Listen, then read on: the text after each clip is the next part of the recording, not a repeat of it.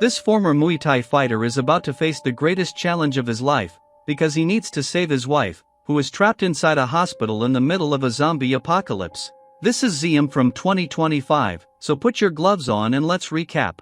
The world is facing the biggest crisis in history. Countries can no longer produce enough food for their populations, pushing the poorest people into extreme misery. It all started because of massive climate changes that turned forests into deserts, and now the only way to get quality food is through smuggling.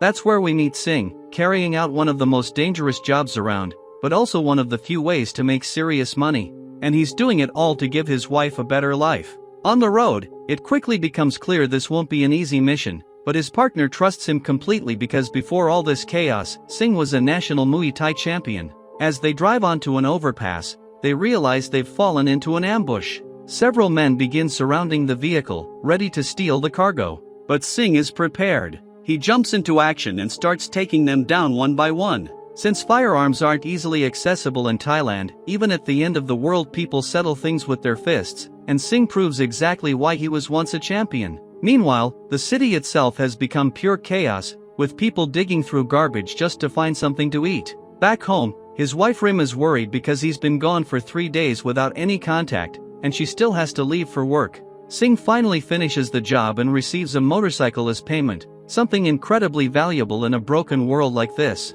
At the same time, his partner secretly opens one of the cargo boxes and finds something strange inside, a fish unlike anything he's ever seen. At the center of all this is a man named Vasu, who managed to create an alternative way to produce food during the crisis, helping feed the country even if it wasn't enough. Now another scientist is presenting a revolutionary new formula, hoping to surpass Vasu's achievements and maybe even win a Nobel Prize. He reveals an artificially created rare fish and serves samples to the executives in the room.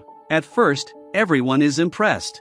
It tastes incredible. But seconds later, something feels wrong. They begin to feel an intense burning sensation inside their bodies, and then blood starts pouring from their mouths. And just like that, the end begins. Singh finally gets home, and he lives in one of the roughest neighborhoods in the city. Rim had no idea when he would return, and to make things worse, he arrives bruised and beaten up again. She's exhausted from watching him risk his life doing dangerous jobs, but unfortunately it's the only work that pays enough for them to survive with dignity. Rim still has to leave for work, because she's a doctor at the city's main hospital, and every day she catches a ride with her friend Beth and Beth's young son. At the hospital, everything seems normal. It's packed with injured poor patients, just another exhausting shift. But there's also a special surgery scheduled that day, and the patient is the same man who presented the artificial fish. Something is clearly wrong. Rim is then called into a private room, where she meets Mr. Vasu himself, a wealthy and powerful man. His wife has been in a coma for 5 years and remains under medical care there, needing constant blood transfusions. The hospital wants to stop treatment because if she hasn't woken up by now, they believe she never will. But Vasu refuses to accept that. He reminds them that he helped feed the country and promises to keep funding the hospital for as long as his wife remains alive. At that exact same moment, inside the operating room, the man on the table dies. But seconds later his body twitches, his eyes snap open filled with blood, and he comes back. 2 nurses come running out in panic as the man attacks everyone around him, fighting wildly, and that's when the chaos truly begins. Back at home, Singh hears on the radio that there's an emergency at Central Hospital, and he immediately races there. But by the time he arrives, the building is already surrounded by police. He waits for the perfect distraction and sneaks inside, only for the police to instantly seal the entire hospital and announce that anyone trying to leave will be shot on sight. The hospital has officially entered quarantine. Inside the main lobby, patients and visitors are trapped together.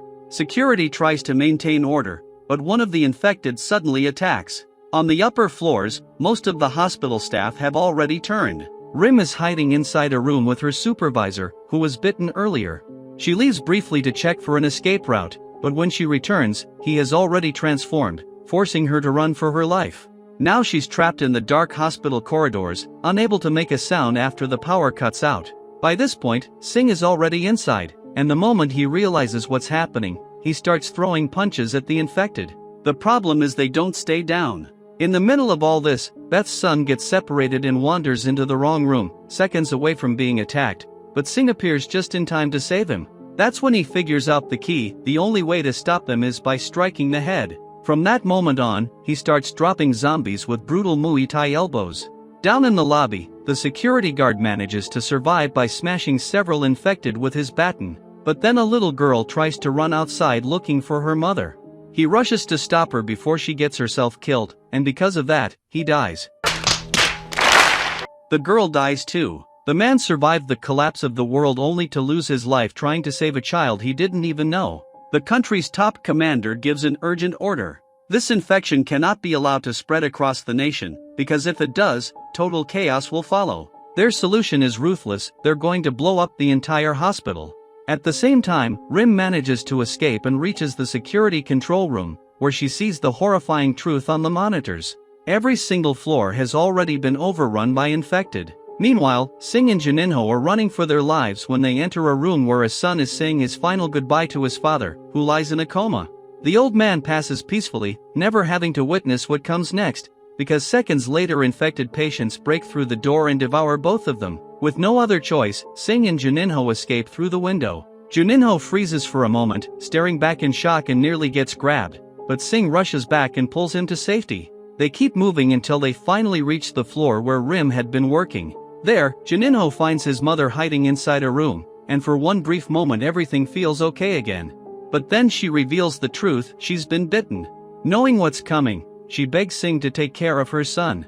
Janinho refuses to leave her side, but Singh is forced to drag him away before she transforms. The boy starts crying, and the noise attracts nearby infected, forcing Singh to fight them off while carrying him in his arms. Rim knows of only one place left that might still be safe, Mr. Vasu's private room. He opens the door because he trusts her, and explains that an extraction team is coming to evacuate him. But there's a catch. His wife's blood supply is running out, and if Rim brings him another blood bag, he'll let her leave with him. With no choice, she sneaks toward the blood bank, but an infected nurse suddenly attacks her.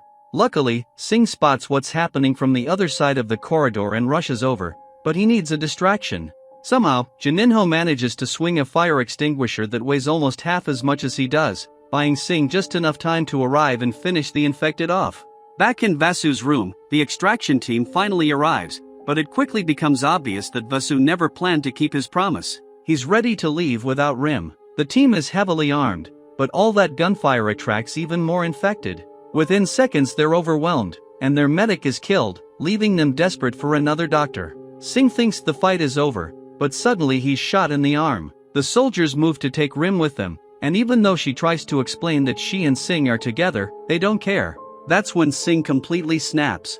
Even wounded, he gets back up and starts tearing through the guards one by one. The chief of security steps in to face him personally, and what follows is a brutal hand-to-hand fight. Blow after blow, neither gives an inch. Singh is eventually overpowered and is seconds away from death when an infected suddenly attacks the security chief. Singh blacks out, and when he wakes up, he finds himself in a safe room. Rim carried him there and treated his wounds. In the middle of all this madness, they finally get a quiet moment together, and that's when Singh proposes.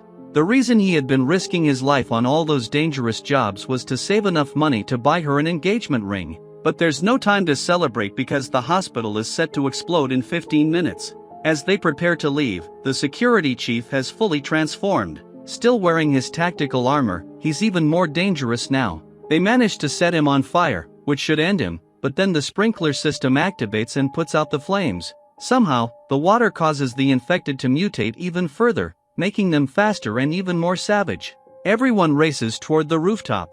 Along the way, they encounter Mr. Vasu staring at his wife, who has finally awakened after 5 years in a coma. He waited all that time for this moment, only for her to immediately bite him the second she wakes up. Realizing what he's become, Vasu sacrifices himself as bait so the others can escape. At the top floor, a helicopter waits on the helipad, but the infected are flooding the stairwell and there's no way everyone makes it unless someone stays behind. In real life, most people would probably leave Janinho behind, but this is Singh. He chooses to sacrifice himself instead, watching Rim and Janinho board the helicopter while he stays behind fighting wave after wave of infected with everything he has left. Then the hospital explodes. And somehow, against all logic, he survives. Absolute legend. And that was Zium. So if you're ready to fight for survival, drop a like and leave a comment. As for me, the month just started and the bills are already coming for me, so I've got my own fight ahead. Thanks for watching, and I'm out.